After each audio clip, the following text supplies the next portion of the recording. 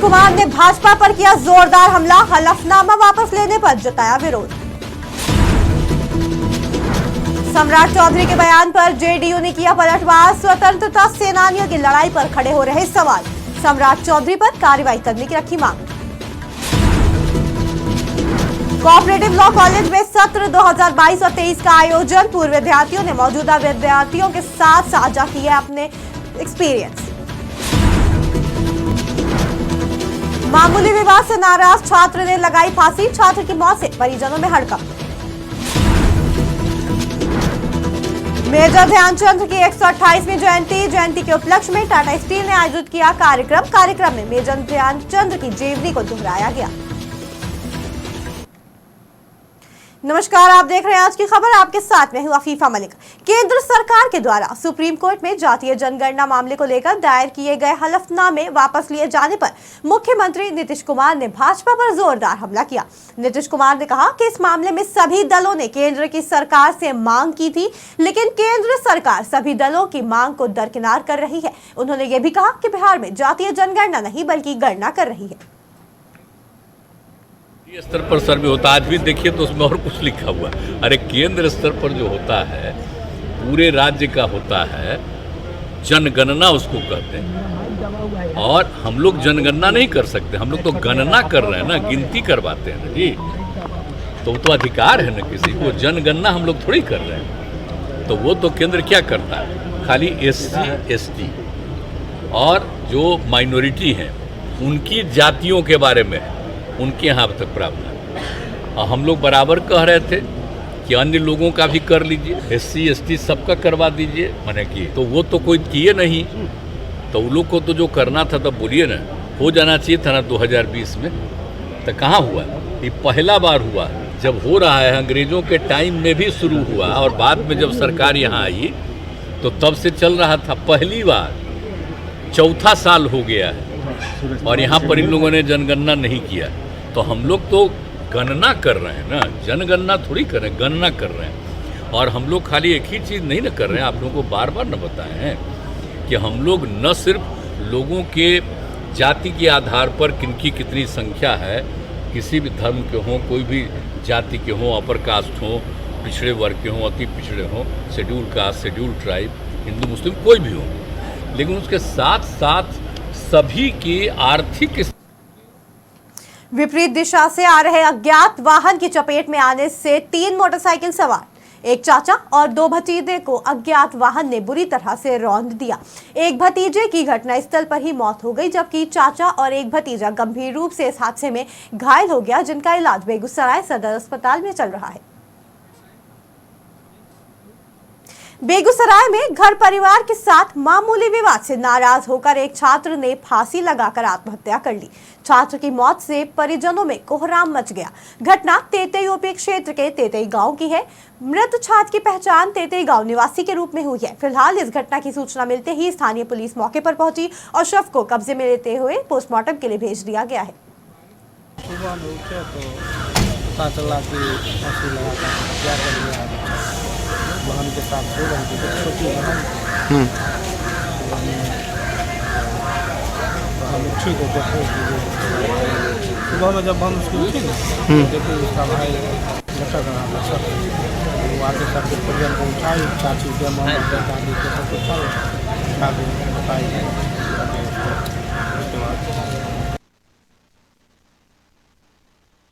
118वीं जयंती के उपलक्ष्य पर टाटा स्टील ने नेशनल स्पोर्ट्स डे सेलिब्रेट किया। इस उपलक्ष्य पर इंटर कॉलेज हैंडबॉल चैंपियनशिप का आयोजन किया गया। इंटर स्कूल हैंडबॉल चैंपियनशिप का आयोजन टाटा स्टील के स्पोर्ट्स डिपार्टमेंट के द्वारा JRD स्पोर्ट्स कॉम्प्लेक्स में आयोजित किया गया, जहां 22 लड़कों ने और 19 लड़कियों ने हिस्सा लिया। जमशेदपुर के लगभग सभी स्कूल के छात्र और छात्राओं ने इस प्रतियोगिता में अपनी अपनी सहभागिता सुनिश्चित की। इस प्रतियोगिता से मेजर ध्यानचंद की जीवनी को भी दोहराया गया कि उन्होंने किस तरह से खेल जगत में देश और विदेश में परचम लहराया, साथ ही संबंध में तमाम जानकारी दी गई। 18वां बर्थ एनिवर्सरी के उपलक्ष्य में पूरे देश में आज उत्साह का माहौल है। इस अवसर में टाटा स्टील स्पोर्ट्स डिपार्टमेंट बहुत सारा इवेंट करा रहा है, जिसमें ये इंटर स्कूल हैंडबॉल चैम्पियनशिप भी हो रहा है। इसमें करीब 22 बॉयज़ और 19 गर्ल्स की टीम पार्टिसिपेट कर रही है। मैक्सिमम स्कूल जमशेदपुर के जितने हैं वो पार्टिसिपेट कर रही है। आप देख रहे हैं कि बहुत ही अच्छा माहौल है, लड़की और लड़कों में सभी मिल के एक उत्साह का माहौल है। उनको बताया जा रहा है मेजर ध्यानचंद क्या थे और ओलंपिक में कितने गोल्ड मेडल उन्होंने लिया, उनके इतिहास के बारे में इन बच्चों को बताया जा रहा है। तो ये पूरा देश इसको उत्साह के अवसर पे देख रहा है। तो हम लोग भी तो इस उत्साह के मौसम में टाटा स्टील कभी पीछे नहीं रहा है। तो इस मौके पे Tata steel sports department inter school handball tournament करा रहा है और मैं Firoz Khan, international handball player, international coach और sports. Jamshedpur cooperative law college में सत्र 2022 और 23 के लॉ के छात्र और छात्राओं का इंडक्शन मीटिंग का आयोजन किया गया, जिसमें कॉलेज के प्राचार्य समेत कॉलेज के पूर्व विद्यार्थी मौजूद रहे। कोऑपरेटिव लॉ कॉलेज का इतिहास 70 वर्ष पुराना है। इस कॉलेज से पढ़कर निकले छात्र न्यायाधीश से लेकर राजनेता और मुख्यमंत्री तक का सफर तय कर चुके हैं। 2022 और 23 सत्र के छात्रों का इंडक्शन मीटिंग का आयोजन कॉलेज परिसर में किया गया, जिसमें विद्यार्थियों के साथ साथ पूर्व विद्यार्थियों ने अपने अनुभवों को विद्यार्थियों के साथ साझा किया। साथ ही विद्यार्थियों के उज्जवल भविष्य की कामना की गई। 22-25 सत्र का इंडक्शन क्लास है। इसमें सारे बच्चे बड़ी उम्मीद से आए हुए हैं जो लीगल एड देने के लिए जनता को अपने को निपुण करें, लॉयर बने। और हम लोग यहाँ उनको बहुत बहुत शुभकामनाएँ देने आए हुए हैं।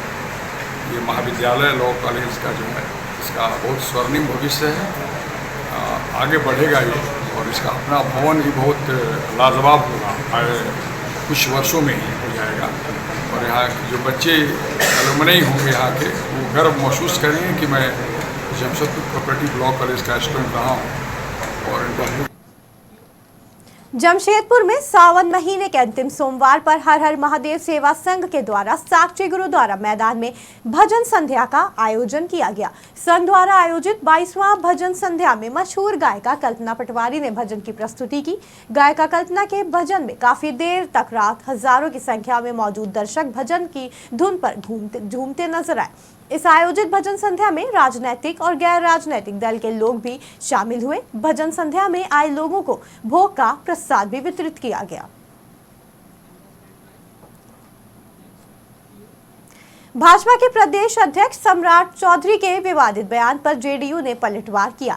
जेडीयू के मुख्य प्रवक्ता नीरज कुमार ने कहा कि देश की आजादी के लिए कई स्वतंत्रता सेनानियों ने अपना बलिदान दिया। वैसे स्वतंत्रता सेनानियों की लड़ाई पर भारतीय जनता पार्टी के प्रदेश अध्यक्ष हैं जो सवाल खड़ा करते हैं, इससे स्वतंत्रता सेनानियों का अपमान हुआ है। जेडीयू प्रवक्ता ने आगे कहा कि भारतीय जनता पार्टी के शीर्ष नेतृत्व से मांग की है कि सम्राट चौधरी पर तत्कालीन कार्रवाई करें और उन्हें पद से हटाए जाने की बात भी कही। आपको बता दें कि सम्राट चौधरी ने पटना में विवादित बयान देते हुए कहा कि आज़ादी को नहीं मानते। भारत को आज़ादी 1977 में मिली थी, जिस पर जेडीयू ने अब पलटवार किया है।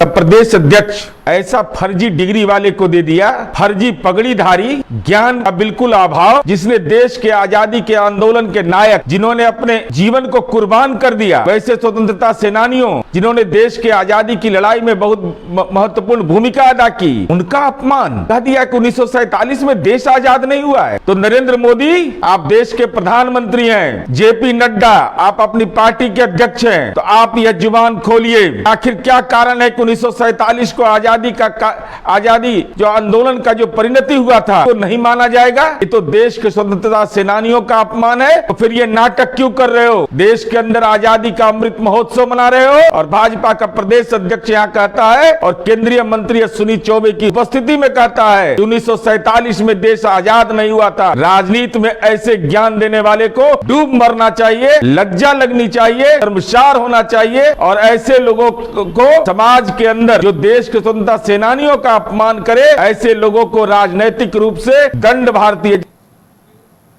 बिहार सरकार के कैबिनेट मंत्री विजय चौधरी ने सुप्रीम कोर्ट में जातीय जनगणना मामले को लेकर केंद्र सरकार द्वारा दायर हलफनामा वापस लिए जाने को लेकर भाजपा पर प्रहार किया है। उन्होंने कहा कि ये पूरी तरह से हास्यास्पद है और भाजपा का असली चेहरा सबके सामने आ गया है। उन्होंने आगे कहा कि शुरू से ही भाजपा की मंशा जनहित के खिलाफ थी, जबकि बिहार सरकार जातीय गणना के पक्ष में ही रहा है। इसी कारण सुप्रीम कोर्ट से सरकार को अनुमति मिल गई है। सरकार से लेके भाजपा का जातीय गणना के मामले में असली चेहरा सामने आ गया। भारत सरकार के गृह मंत्रालय जैसे महत्वपूर्ण विभाग द्वारा देश के सर्वोच्च न्यायालय में जो शपथ पत्र दाखिल किया गया, चंद ही घंटों बाद उसको वापस लेके उसमें संशोधन किया गया और जो संशोधित हलफनामा भी है वो भी बिल्कुल जातीय गणना नहीं होने देने के लिए ही दाखिल किया गया है। उसमें स्पष्ट कहा गया है कि भाई जनगणना कराना भारत सरकार का काम है। सबसे विचित्र बात तो यह है कि जो केंद्र सरकार ने अपने हलफनामे में कहा है वो हम लोग बिहार सरकार और मुख्यमंत्री हमारे शुरू से कहते रहे, वो बात हम ही लोग कहते रहे जो भाई जनगणना कराना भारत सरकार की जिम्मेदारी है और हम लोग जो करा रहे हैं ये जनगणना नहीं है, ये जाति आधारित गणना है और विभिन्न जाति के लोगों के आर्थिक सामाजिक स्थिति। सरायकाला सरखावा जिले के एसपी के निर्देश पर सभी थानों की पुलिस अपने अपने क्षेत्र में अवैध धंधों के खिलाफ लगातार अभियान चला रही है।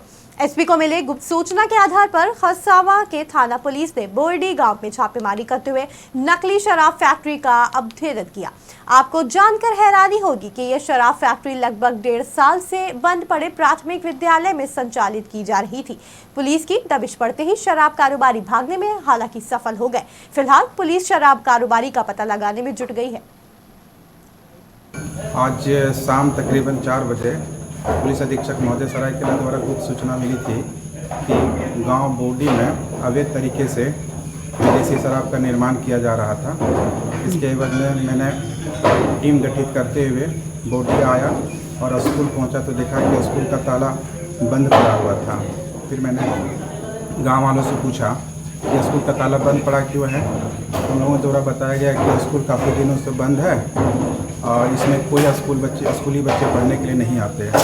फिर मैंने सशस्त्र बल के सहयोग से ताला को तोड़ा तो देखा कि यहाँ पे तकरीबन 30 पेटी नकली विदेशी शराब पाया गया और साथ ही यहाँ पे बहुत सारा केमिकल जो कि विदेशी शराब नकली तौर पर बनाया जाता है वो पाया गया और बहुत सारे एम्प्टी डब्बा पाया गया जिसमें किंग गोल्ड और अलग अलग बहुत सारा स्टिकर भी पाया गया था। फिर हम लोगों ने इसे साथ में सशस्त्र बल के साथ छापामारी करते हुए फिर हम लोग यहाँ से इसको ले गए। इसका झारखंड सरकार दावा करती है कि यहां आदिवासियों की सरकार है, मगर सरकार के उन दावों की हकीकत ये आदिवासी महिलाएं खोल रही हैं, जहां उनके जल, जंगल और जमीन से थोड़ा सा खनिज उठाने की इतनी इन्हें बड़ी सजा मिल रही है, जबकि खान माफिया यहां के खनिज संपदाओं को लूटकर देश और दुनिया में भेज रहे हैं, जिस पर सरकार और सरकारी तंत्र मेहरबान है। आपको बता दें कि इन आदिवासी महिलाओं को थाने से तो इंसाफ नहीं मिला। अब इन महिलाओं ने जिले के उपायुक्त और एसपी के दरबार का रुख किया है। छन्नी हो रहा है, जब बालू हम लोग चलाते हैं, बालू पहले बालू निकालता था तो गाड़ी में और लोग लेके जाता था। अभी तो वो भी बंद हो गया। हम लोग खोल के निकाल रहे हैं बालू सब, वो भी इतना मेहनत करके। तो हम लोग देखिए, हम लोग डेली हम लोग रोजी रोटी वही है, रोजी रोटी हम लोग का। नदी घाट में हम लोग का पति लोग काम कर रहे थे तो गाड़ी चलता था, अभी तो बंद हो गया। तो हम लोग बालू निकल के लिए 1-2 बोरा हम लोग बेचते हैं और हम लोग को नदी में बालू भी नहीं है, वो भी बंद कर दे रहा और हम लोग को आदमी सबको पकड़ रहा है। वही हम लोग का देखिए छोटा छोटा बाल बच्चा लेके हम लोग कहाँ जाएंगे काम करने के लिए। और बालू भी नहीं है जो हम लोग इतना इतना बेचेंगे। और बालू पत्थर निकल के मट्टी हटा के दिन भर हम लोग काम करते हैं और इसीलिए हम लोग को पत्थर। बिहार और झारखंड की खबरों में फिलहाल इतना ही। जुड़े रहें आज की खबर के साथ ताजा तरीन खबरों के लिए।